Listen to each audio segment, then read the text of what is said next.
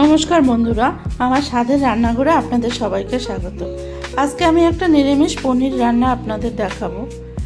রান্নাটা করার জন্য আমি প্রথমে 2 চামচ পোস্ত, 2 চামচ কাজু, 1 চামচ কিশমিশ দিয়ে আর চালমগজ 1 চামচ দিয়ে আমি বেটে নিয়েছি, একটা মিহি পেস্ট বানিয়ে নিয়েছি।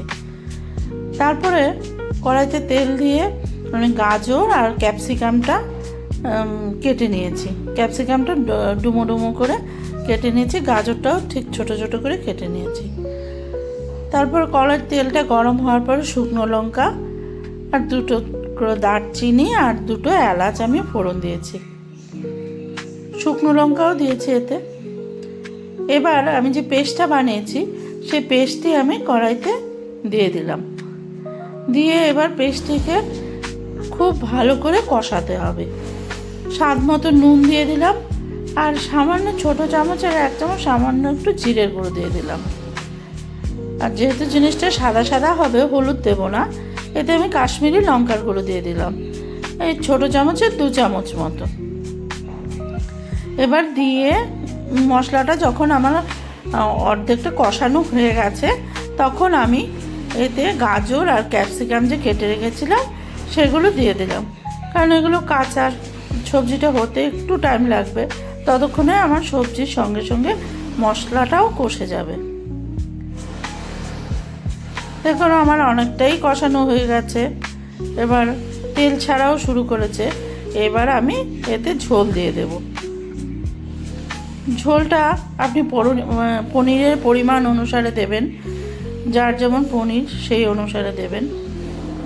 এবার ঝোলটা ফুটে উঠেছে, এবার আমি পনিরগুলো দিয়ে দেবো এতে। পনিরগুলো আমি ভাজিনি, কাঁচা পনিরই দিচ্ছি। কাঁচা পনিরের টেস্টটা একটু অন্যরকম হয়, আর ভাজা পনিরের টেস্ট অন্যরকম।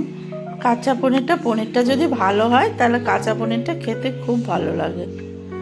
এবার যেহেতু নিরামিষ রান্না, এতে একটু ঘি, গরম মশলা দিয়ে দেব। এই দেখুন আমি ঘি দিয়ে দিচ্ছি, 1/2 চামচের মতো আমি ঘি দিয়ে দিলাম। তারপরে আমি ঝোলটা অনেকটাই ফুটে উঠেছে, পনিরে নুন এবং মশলা ঢুকে গেছে।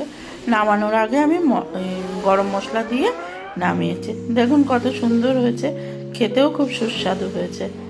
আপনাদের যদি ভালো লাগে একবার অবশ্যই করে খেয়ে দেখবেন। আর আমার ভিডিওটি কেমন লাগছে অবশ্যই জানাবেন কমেন্ট করে। লাইক এবং সাবস্ক্রাইবটাও করে দেবেন। আজ তাহলে আসছি, দেখা হচ্ছে আবার একটা পরবর্তী ভিডিওতে। কমেন্টে কিন্তু অবশ্যই জানাবেন যে রান্নাটি আপনাদের কেমন লাগলো, এবং একবার করে খাওয়ার অনুরোধ রইল।